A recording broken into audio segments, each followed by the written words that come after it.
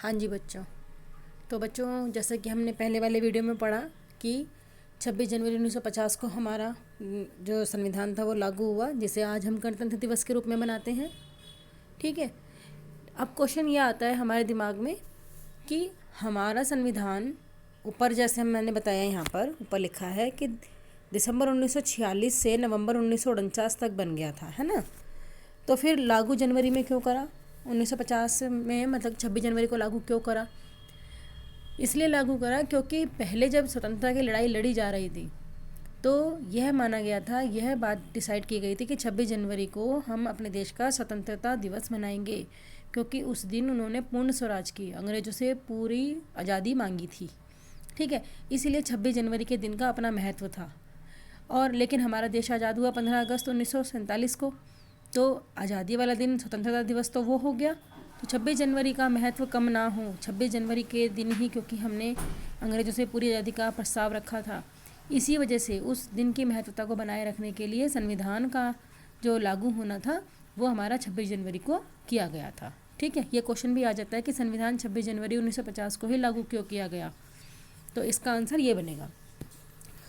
अगला आगे पढ़ते हैं हम। हमारे संविधान की एक खासियत यह थी कि उसमें सार्वभौमिक वयस्क मताधिकार का प्रावधान किया गया था। सार्वभौमिक वयस्क मताधिकार का मतलब होता है कि सभी वयस्क, यानी कि सभी व्यक्ति जो कि 18 वर्ष से अधिक उम्र की आयु के होंगे वो सभी वोट डाल सकते हैं। ठीक है। आज 18 वर्ष है, लेकिन जब हमारे देश का संविधान बना था तब यह उम्र 21 साल थी। ठीक है। वो किसी भी प्रांत के, किसी भी राष्ट्र के चुनावों में, मतलब हमारे देश के राष्ट्र के चुनावों में वोट देने का अधिकार रखते थे। यह एक क्रांतिकारी कदम था, क्योंकि इससे पहले कभी भी भारतीयों को खुद अपने नेता चुनने का अधिकार नहीं मिला था। ये बहुत बड़ी बात थी, सार्वभौमिक वयस्क मताधिकार का प्रावधान बनाना। ब्रिटेन और अमेरिका जैसे अन्य देशों की जनता को यह अधिकार टुकड़ों टुकड़ों में मिला, जबकि हमारे देश में वहाँ पहले क्या हुआ था, यानी टुकड़ों टुकड़ों में का मतलब है कि पहले कुछ लोगों को मिला, फिर कुछ को मिला, फिर कुछ को मिला। ऐसे ही भारत में भी हुआ था। अमेरिका में पहले संपन्न पुरुषों, यानी कि जो अमीर पुरुष थे, उनको वोट देने का अधिकार था। इसके बाद ये कहा गया कि जो पढ़े लिखे लोग होंगे, आदमी होंगे, उनको मिलेगा। मज़दूर जो लोग थे, मज़दूर पुरुष जो थे, आदमी, उनको तो बहुत समय बाद, बहुत लड़ाइयों के बाद यह अधिकार मिला।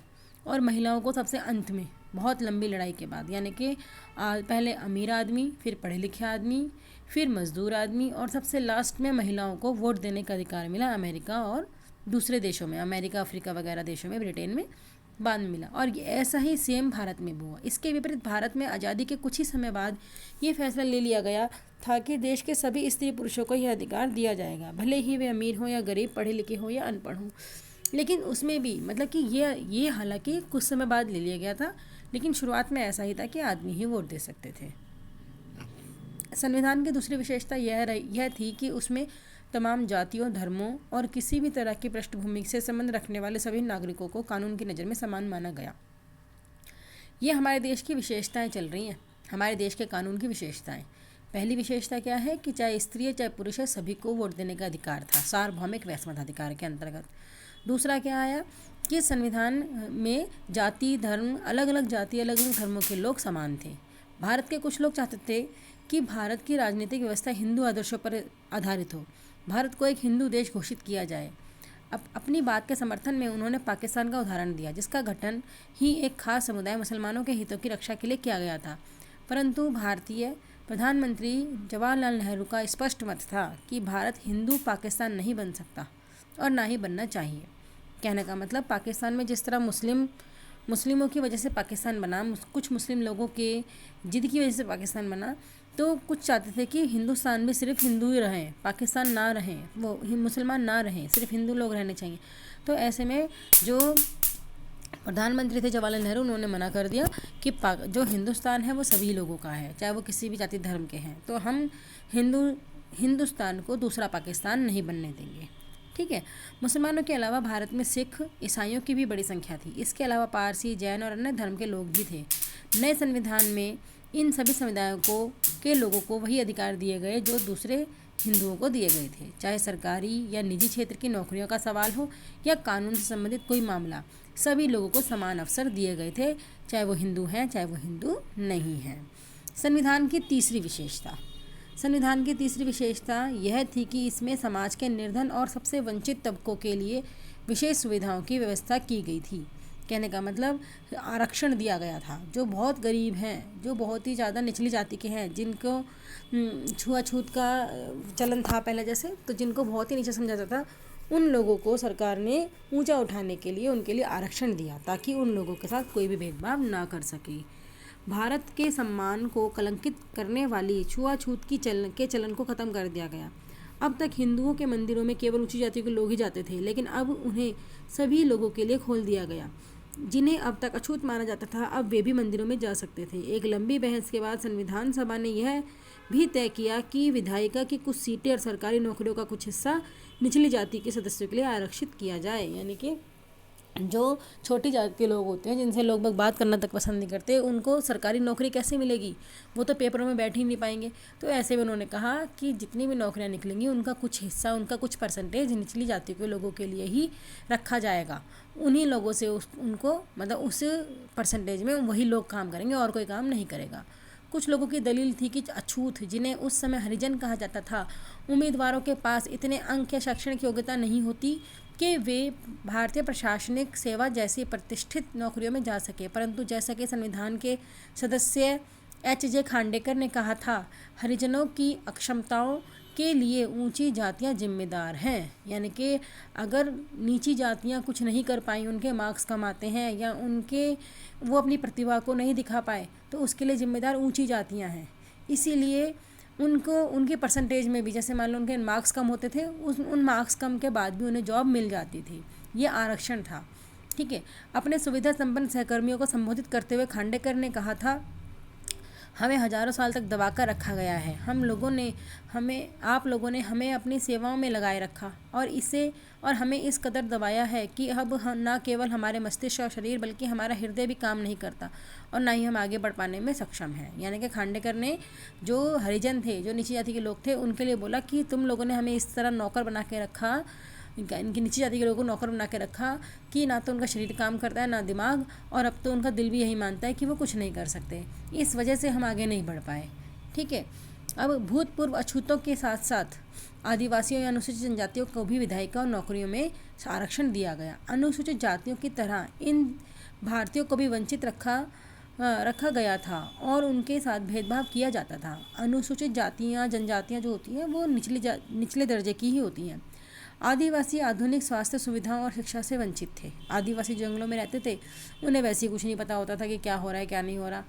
आदिवासी को आधुनिक स्वास्थ्य सुविधाएं और शिक्षा अभी तक नहीं मिली थी। उनकी ज़मीन और जंगलों पर समुदाय से बाहर के ताकतवर लोगों का कब्जा होता जा रहा था। यानी कि जो जंगल की जो ज़मीन उनके पास थी, उस ज़मीन पर भी उनके ताकतवर समुदाय के लोग अपना कब्जा किए जा रहे थे। संविधान से उन्हें जो नए अधिकार मिले, उनका उद्देश्य इस स्थिति में सुधार लाने का था। संविधान में उन्हें भी नए अधिकार मिले और धीरे धीरे करके उन्हें भी अपने अधिकारों को समझ हो गई, और जिससे कि वो अपनी ज़मीन को दूसरों के हड़पने से रोकने लगे। ठीक है। संविधान सभा के सदस्यों ने केंद्र और राज्य सरकारों की शक्तियों और अधिकारों के बंटवारे पर भी लंबी चर्चा की। केंद्र सरकार पूरे देश की सरकार होती है, राज्य सरकार एक राज्य की सरकार होती है। अब राज्य सरकार के पास क्या शक्तियाँ होनी चाहिए और केंद्र सरकार के पास क्या शक्तियाँ होनी चाहिए, इसके लिए भी बहुत महत्वपूर्ण निर्णय लिए गए थे हमारी संविधान सभा में। कुछ लोगों का मानना था कि केंद्र के हित सबसे महत्वपूर्ण होने चाहिए। उनका कहना था कि यदि केंद्र मजबूत होगा तो तभी वह पूरे देश की उन्नति के लिए सोचने और योजना बनाने में सक्षम होगा। कई अन्य सदस्यों का मानना था कि राज्यों को ज़्यादा स्वायत्तता और आज़ादी मिलनी चाहिए। मैसूर के एक सदस्य का कहना था कि मौजूदा व्यवस्था में लोकतंत्र दिल्ली में केंद्रित है, इसलिए बाकी देश में वह इसी भावना और अर्थ में साकार नहीं हो रहा है। कहने का मतलब लोग उस वक्त भी दिल्ली में ही मेन काम हो रहे थे, तो सभी सोच रहे थे कि दिल्ली जो है वो सबसे केंद्र में है, और दिल्ली की वजह से ही दूसरे राज्यों को उतना महत्व नहीं मिल पा रहा है। इस वजह से राज्य सरकार और केंद्र सरकार की शक्तियों को बांटा गया था। ठीक है। मद्रास के एक सदस्य का आग्रह था कि राज्य स्तर पर लोगों की कुशल क्षेम का प्रारंभिक भार प्रांतीय सरकारों के ऊपर ही होना चाहिए। कहने का मतलब मद्रास से एक सदस्य ने कहा कि राज्य सरकार को ज़्यादा पावर मिलनी चाहिए, क्योंकि अपने राज्य के लोगों की समस्या राज्य सरकार ज़्यादा समझ सकती है। केंद्र सरकार पूरे देश को देखेगी या अलग अलग राज्यों को देखेगी, इसलिए राज्य सरकार के पास अधिकतर पावर होनी चाहिए। अब ये वाला जरा मैं रुक कर ये वाला पॉइंट पढ़ रही हूँ, सभी बच्चे इस पर ध्यान देंगे अपनी किताबों में। डॉक्टर भीमराव अंबेडकर को प्यार से लोग बाबा साहब के नाम से पुकारते थे। वह एक मराठी भाषी दलित परिवार से थे, यानी कि ये निचली जाति के थे। इनके साथ बहुत भेदभाव हुआ और लेकिन ये अपने अधिकारों के लिए बहुत लड़े। इन्होंने अपने साथ साथ अपनी जाति के सभी लोगों को और दूसरी जातियों को भी, जो दूसरी निचली जातियाँ थीं, उनको भी अधिकार दिलवाए। ठीक है। डॉक्टर भीमराव अंबेडकर एक जाने माने वकील और अर्थशास्त्री थे। उन्हें दलितों का एक महान नेता और भारतीय संविधान का जनक माना जाता है। हमारा जो संविधान है, हमारा जो कानून लिखा गया है, उसका जनक कौन है? डॉक्टर भीमराव अंबेडकर। ठीक है जी। अब हम वापस से अपने इस पॉइंट पर आते हैं, क्योंकि ये पॉइंट इंपॉर्टेंट था। संविधान का जनक कौन है? तो डॉक्टर भीमराव अंबेडकर। तो ये क्वेश्चन आ जाता है, इस वजह से मैंने आपको बताया इसके बारे में। तो इन मतभेदों को दूर करने के लिए संविधान में विभिन्न विषयों की 3 सूचियों में बांटा गया, विभिन्न विषयों को। तो क्या क्या 3 लिस्ट बना दी गई कि अब ये लड़ाई होने लगी थी, या फिर ये बात आ गई थी कि केंद्र सरकार क्या काम कर सकती है, राज्य सरकार क्या काम कर सकती है, और ऐसे कौन से काम होंगे जिनमें ये दोनों मिलकर काम कर सकती हैं। तो इसलिए 3 लिस्ट बनाई गई, 3 सूची बनाई गई। पहली सूची में वो सारे काम आए जो केंद्र सूची, यानी कि केंद्र सरकार करेगी।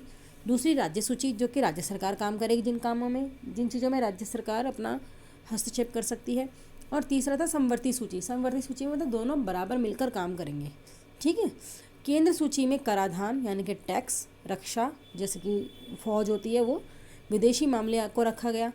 ये ऐसे विषय थे जो केवल केंद्र सरकार के ही पास थे, इनमें राज्य सरकार कुछ नहीं कर सकती थी।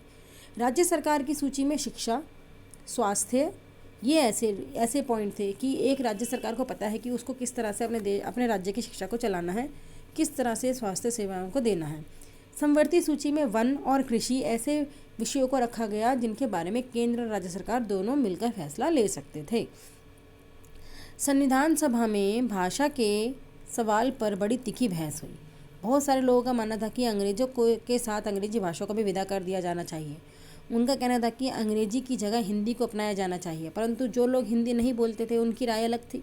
अब जैसे तमिलनाडु में चले जाओ आप, वहाँ पे हिंदी नहीं जानते, वहाँ पे तमिल जानते हैं। तो वो तो अधिकतर लोग जो थे वो इंग्लिश में ही बात करते थे, क्योंकि इंग्लिश ऐसी भाषा थी जो कि अधिकतर सभी बोल लेते थे उस समय में। ठीक है। परंतु जो लोग हिंदी नहीं बोलते थे उनकी राय अलग थी। अब वो कैसे हिंदी सीखेंगे? संविधान सभा में बोलते हुए टीटी कृष्णमाचारी ने दक्षिण के लोगों की ओर से चेतावनी देते हुए कहा, उन्होंने कहा दक्षिण यानी कि जो मैं बताया तमिलनाडु का एरिया, उनसे कहा कि अगर उन पर हिंदी थोपी गई तो वहाँ के बहुत सारे लोग भारत से अलग हो जाएंगे, यानी कि भारत छोड़ के चले जाएंगे। इस विवाद से बचने के लिए आखिरकार बीच का रास्ता निकाल लिया गया।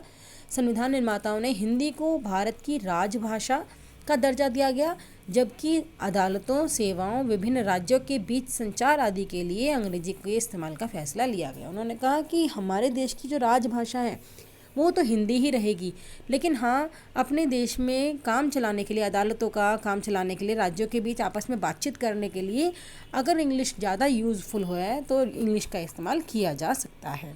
ठीक है। अब अगला पॉइंट आया, संविधान की रचना में बहुत सारे भारतीयों ने योगदान दिया। इनमें सबसे महत्वपूर्ण योगदान डॉक्टर भीमराव अम्बेडकर का था, जो संविधान सभा की प्रारूप समिति के अध्यक्ष थे। प्रारूप समिति मतलब एक जो ढांचा तैयार करना होता है, किस तरह का संविधान होना चाहिए, एक खाका जो तैयार करते हैं, उस समिति, प्रारूप समिति उसे कहते हैं, जिसमें कि हम एक सैंपल बना लेते हैं कि इस तरह का काम होना चाहिए। तो उस सैंपल को बनाने का काम जो करा था वो डॉक्टर भीमराव अम्बेडकर ने करा था, इसलिए उन्हें प्रारूप समिति का अध्यक्ष कहा जाता है, और जिनके नेतृत्व में दस्तावेज को अंतिम रूप दिया गया। और इन्होंने ही जो संविधान बने उनको लास्ट टच कहते हैं ना, जैसे कि आखिरी बार फाइनल टच इन्होंने ही दिया था। संविधान सभा के सामने अपने आखिरी भाषण में डॉक्टर भीमराव अम्बेडकर ने कहा कि राजनीतिक लोकतंत्र के साथ साथ आर्थिक और सामाजिक लोकतंत्र भी जरूरी है। यानी कि ऐसा ना हो कि हमें हमारा देश तो आज़ाद मिल गया, लेकिन हमारे समाज में लोगों को वो है ही नहीं, आपस में एक दूसरे की इज्जत ही नहीं कर रहे हैं। तो हमारा संविधान ऐसा होना चाहिए कि लोग आपस में एक दूसरे की इज्जत करने के लिए मजबूर हों। यदि लोगों को वोट डालने का अधिकार दे दिया जाए तो अमीरी गरीबी, ऊंच नीच सबका भेदभाव खत्म अपने आप हो जाएगा। उन्होंने कहा कि नए संविधान के साथ भारत अंतर विरोधियों के एक नए युग में प्रवेश करने जा रहा है। राजनीति में हमारे पास समानता होगी और सामाजिक और आर्थिक जीवन में एक असमानता की राह पर चलेंगे, तो फिर कैसे भारत आगे बढ़ पाएगा? कि हमारे देश में संविधान तो ऐसा है कि हम सब समान हैं, लेकिन अगर हमारे देश में हम समाज में मिलकर एक नहीं हो पा रहे, या हमारे देश में ऐसा है कि कुछ लोगों के पास बहुत पैसा, कुछ के पास पैसा बिल्कुल नहीं है, तो कैसे हमारा देश आगे बढ़ेगा? राजनीति में हम एक व्यक्ति एक वोट और एक मूल्य के सिद्धांत का पालन करेंगे, यानी कि चाहे अमीर है चाहे गरीब है, सबके वोट का समान मूल्य होगा। इसके विपरीत अपनी सामाजिक और आर्थिक संरचना के फलस्वरूप हम सामाजिक और आर्थिक जीवन में एक व्यक्ति एक मूल्य के सिद्धांत का निषेध करते रहेंगे। यानी कि ऐसा ना हो कि जहाँ पे पैसों की बात आ रही है वहाँ पर एक व्यक्ति कि भाई मैंने पैसा लगाया तो यही कमाएगा, नहीं। अगर एक व्यक्ति ने पैसा लगाया है तो उसके साथ उस पैसे को कमाने वाले जितने भी व्यक्ति हैं उन सबको उस लाभ का हिस्सा मिलना चाहिए। वोट डालने में एक व्यक्ति एक वोट होगा, लेकिन सामाजिक और आर्थिक संरचना में यानी कि पैसा कमाने में और आपसी प्यार मोहब्बत बढ़ाने में एक व्यक्ति एक मूल्य का सिद्धांत का निषेध करते रहेंगे, मना करते रहेंगे कि एक व्यक्ति कभी भी बीच में, मतलब एक व्यक्ति कभी भी सारे पैसा या सारे लाभ का अधिकारी नहीं हो सकता। अब राज्य का गठन कैसे किया जाए? अब राज्य कैसे बनाए जाएं? उस वक्त तो राज्य भी नहीं थे, है ना। जैसे अब राज्य बने हुए, उस वक्त राज्य भी नहीं थे। अब इसका कैसे करें भाई? 1920 के दशक में स्वतंत्रता संघर्ष की मुख्य पार्टी भारतीय राष्ट्रीय कांग्रेस ने आश्वासन दिया था कि जैसे ही देश आज़ाद हो जाएगा प्रत्येक बड़े भाषाई समूहों का अपना अलग अलग प्रांत होगा। यानी कि जिस तरह से एक एरिया में अगर बिहारी भाषा ज़्यादा बोली जाती है तो बिहार बना देंगे उसको, कहीं पे तमिल ज़्यादा बोली तो तमिलनाडु बना दिया। वो कुछ तो पहले से थे, लेकिन ये भी कहा गया था कि जहाँ पर राज्य नहीं है और जहाँ पे भाषाओं के आधार पर एक ही राज्य में लड़ाइयाँ होती हैं तो जो बड़े समूह होंगे उनका एक अलग राज्य बना दिया जाएगा। आज़ादी मिलने के बाद कांग्रेस ने इस आशय को पूरा करने के लिए कोई कदम नहीं उठाया, क्योंकि भारत धर्म के आधार पर बंट चुका था। इसलिए महात्मा गांधी की तमाम इच्छाओं